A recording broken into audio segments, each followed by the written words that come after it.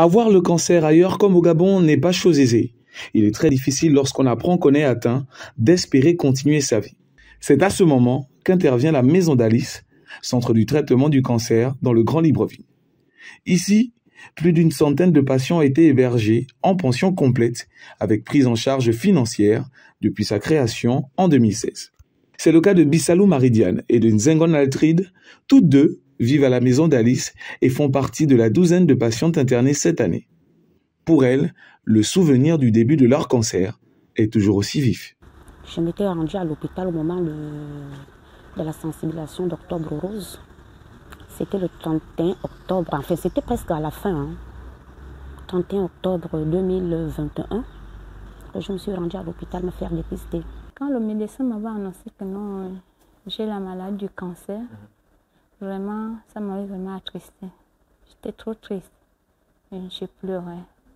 Je me disais que vraiment, je vais laisser mes enfants avec qui, je vais laisser mes parents avec qui, surtout ma mère, oui, ma mère.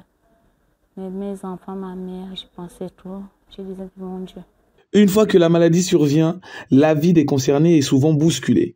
Et ce ne sont pas celles que l'on appelle affectueusement Maman Marie et Maman Altride qui diront le contraire. Ah, vraiment, c'est quoi, j'ai d'abord, mon ami m'a abandonné quand il a appris que non, comment dirais-je, quand il a constaté que j'avais la maladie du cancer, oui, il m'a dit que non, vraiment, il ne pouvait pas prendre engagement, il ne pouvait pas s'engager, oui, parce que ça là, non. Il n'a même pas résisté à 2 mois. 1 mois après, il m'a abandonné. J'ai dit, c'est pas grave. Moi-même, j'ai pris courage, oui. Lorsque nous sommes venus ici évacuer, enfin, moi, je me disais que quand tu as le cancer, tu es abandonné par ta famille. Et c'est ce qui se passe aujourd'hui là.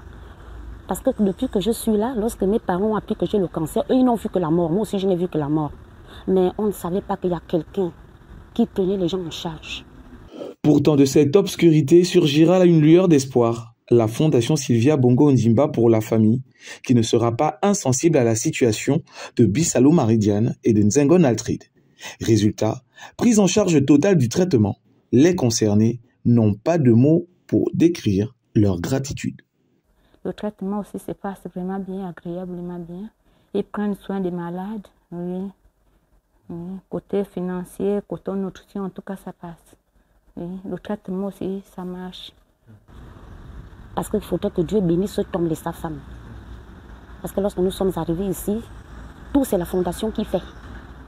Ordonnance, tout, en tout cas tout et pour tout. Ce qu'un parent ne peut même pas te faire, c'est ce que la fondation nous fait. Ce que Sylvia Bongo et son mari nous font. Vraiment, je bénis le Seigneur pour ça. Parce que nous avons une grâce. Les ordonnances sont cadeaux. Tout est cadeau. Un parent ne peut pas nous faire ça. Parce que même quand tu vis avec un parent, lorsqu'ils entendent que tu as le cancer, il y a des problèmes qui vont se passer à la maison. Ils vont même te mettre dehors. Mais ici, là, nous sommes les privilégiés de la première dame. Les invités d'honneur. C'est une grâce. Pour rappel, chaque année, 400 décès sont dus au cancer féminin. Il est plus que nécessaire pour les femmes de se faire dépister. Je peux dire aux femmes d'aller se faire dépister. Il n'y a pas une honte à cela. Que les femmes aillent se faire dépister. Le cancer ne tue pas. Sauf lorsque vous partez en retard.